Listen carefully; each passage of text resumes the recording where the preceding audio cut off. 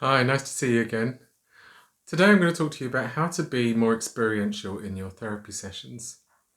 Many of us, of course, would love to be more experiential in our ACT practice. However, it's not as easy as it sounds. People are people, which means they are beautifully unique and complex. On the one hand, it makes your therapeutic work amazingly rich, and on the other hand, it can present you with challenges to working more experientially.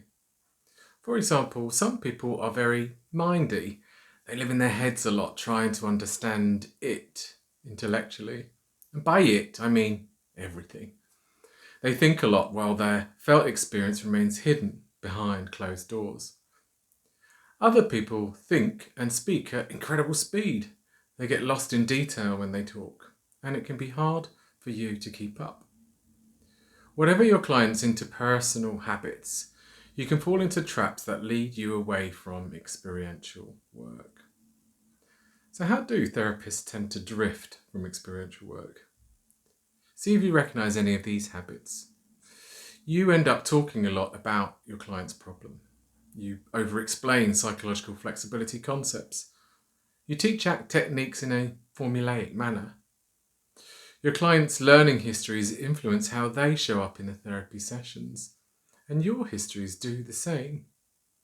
Together, our pasts impact how we relate to one another in the therapy room. For example, I once had a client with whom I felt more anxious than usual. They often babbled, and it was difficult for me to follow what they were telling me, and I noticed that I was worried about interrupting them, so I let them continue on repeated occasions. When I reflected on why that was, I noticed that I was scared they might feel criticised by my interjections. They'd shown me that they sunk into a depressive downward spiral once their mind launched into an assault on their character.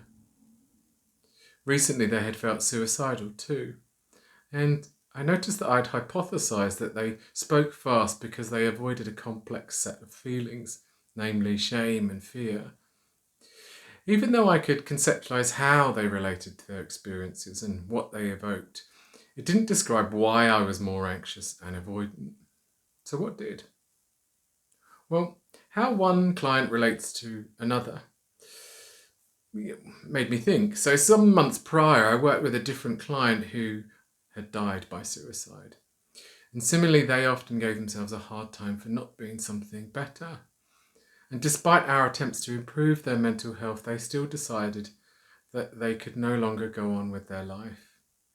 And as I noticed these two experiences side by side, I could see how my history made me wary of doing anything that might negatively affect their well-being, thus, risking deterioration towards suicide. So as you reflect on your work with clients, you can use your curiosity too to explore both the client's context and your context to see how they might meet in your encounters. A lot happens outside our awareness, of course, and I mean a lot. We're no different to our clients in that we get fused just as often as they do. When in the therapy room, one of your tasks is to bring awareness to your experience and their experience. Without the capacity to observe what's happening, you cannot choose the direction that you want to take. So here are 5 steps to help you get more experiential. Number 1, go slow to expand your awareness. Discomfort often triggers acceleration. Without noticing, you react by getting busier, and others might notice it through your overt behaviour. However, being active can be a mental activity too, one that only you can see. When you get fast and busy, you're more likely to make those moves that take you away from experiential interventions. My advice is to go slow and bring your awareness front and centre. The second pointer is work the process first and teach the technique second. So go slow and work the process to stop you from rushing into problem solving and throwing techniques down on the table.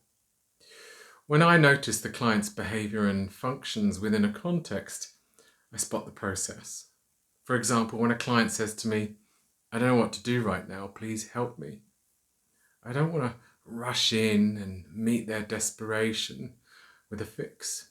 To do that would be to prolong the struggle and suffering that they have. And so instead, what I can do is to work the process and shape psychological flexibility. And that might look something like this. I hear you. I'm noticing that a part of you here and now badly wants something. It's something you've been working hard to find. Only it looks as though the more you strive to find a fix, the more you get these feelings of despair. Can you notice this part of you reaching for something but can't quite grab hold of it? In this transcript, you can see that I am not rushing in with a technique. One might try to help the client quickly drop anchor or practice some cognitive diffusion. However, there's a risk here of denying the client the opportunity to learn something more powerful, to develop the skill of awareness when the struggle shows up. It's not to say that exercises are unhelpful, because of course they teach people something practical. It's more that I want my clients to experience the processes firsthand, to bring awareness to the patterns as they arise. Work the process first and teach the technique second. My third piece is to go deeper by bringing the experience closer. One way to think about experiential practice is that you can work at various depths. For example, when a client speaks about a problem from last week that happened at home, they take a particular perspective called I, there and then. It's what happens when we tell a story. However, you can do nothing to change past events. Working with the present moment makes much more practical sense. So I recommend you practice bringing the problem front and centre into the here and now. Take this example. Imagine you have a client who often feels lonely at home on the weekend. They usually sit down to watch a box set on their TV because they believe that no one wants to spend time with them. To help them experientially, you could ask them, you could invite them into that time and space when they're at home, as if they're there now. So you go slow, speaking softly and inviting the client to notice and describe their experience here. Instead of I, there, then, you turn the perspective into I, here and now. And it has a greater experiential depth and creates a more robust context in which you can work with your client to add psychological flexibility. Okay, so my fourth one is to add psychological flexibility to alter the context and its functions. So once you've brought the client's perspective into the here and now, you can do experiential work to increase that psychological flexibility. In relational frame theory, the I, here, now perspective is called a dyadic. Once you've helped a client create that context, you have the opportunity to alter that context through openness, awareness, and engaged processes. For example, you might focus on undermining avoidance by inviting the client to sit inside the loneliness, to notice and describe the various costs to their relationships, health, friendships, career, or family life. Okay, so that's the fourth one. The fifth one is embody psychological flexibility intrapersonally.